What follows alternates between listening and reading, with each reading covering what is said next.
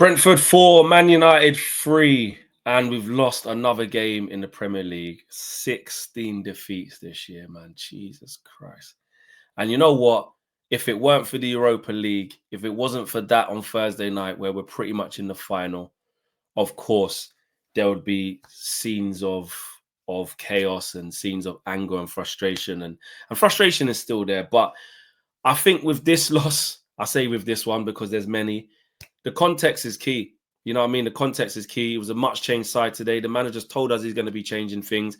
I said before the game, we have to focus on Thursday, make sure players don't get injured, keep people sharp.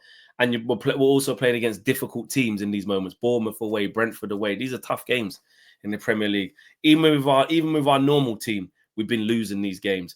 But the kids today, they struggled. They struggled, didn't they? Chido, Fredrickson, Harry Amas at times today.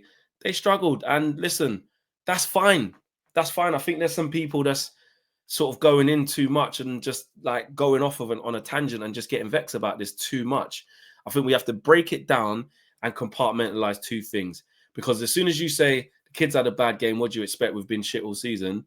People start saying, so you're normalizing losses, this, that, and the other. No, we have to break down the 16 defeats and another loss and leave that there and talk about this whole season in a whole. But the context of where we are right now is that we are pretty much through to the final of the Europa League. We have to rest players. We have to make sure players are ready. We still got a professional job to do on Thursday. And another Premier League loss, it is kind of normalized in the end because you've lost so many games. When you lose 16 games in the Premier League, guess what? It starts to feel normal. Is it okay for that to happen next year? No. Win or not in the Europa League. Whether we win the Europa League or not, this is not acceptable next season. Do you know what I'm saying? It's disgusting what's happening in the Premier League. We are still not even at 40 points. Still 39 points in the Premier League. It's the 4th of May. And we're still, with my Man United team in my lifetime is not on 40 points. It's a disgrace. I guess what? Even if we win the Europa League, if Ruben Amorim is still 14th and 15th respectively in October, November next year, this year, next season, then guess what? He ain't going to have a job. So that's why I'm not investing my time in like being too angry about another loss. It's project go and get that Europa League. You better go and get the Europa League because things change. Things change. Yes, you can say, listen, you can also have worries and concerns that this guy's not going to do it in the Premier League, etc., etc. Well, we have to let him get. I'm a fond believer. We have to let him get his players. We have to calm down, give him his preseason, and he has to drastically improve things, massively improve things. He knows that. But as much as listen, I don't want to see us lose games, even more games.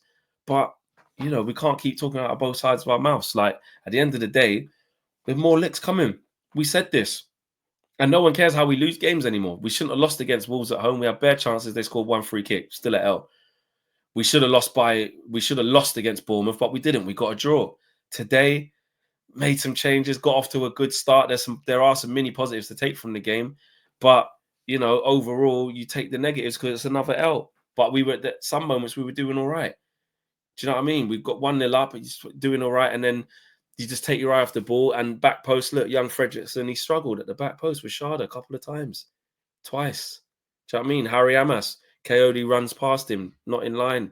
Or he's in line, but maybe trying to play offside. Lack of concentration.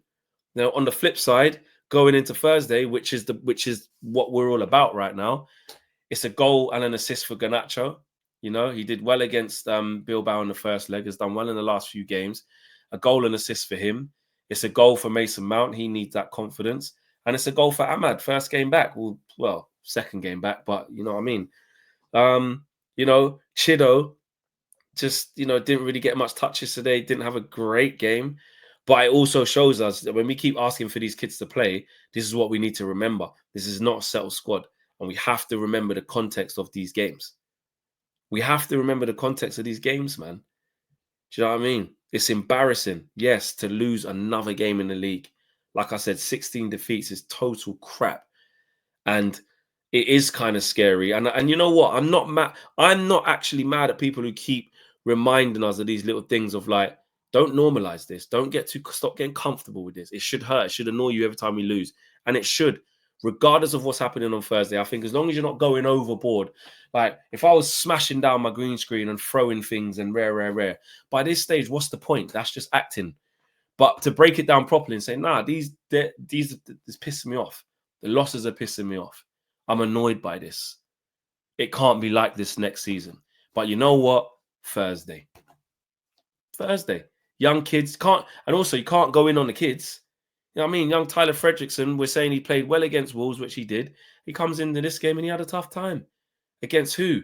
Mbuemo and Sharda and Wissa. It's a tough team. Tough players to play against, man. Do you know what I'm saying? He'll learn. No problem. Harry Amas.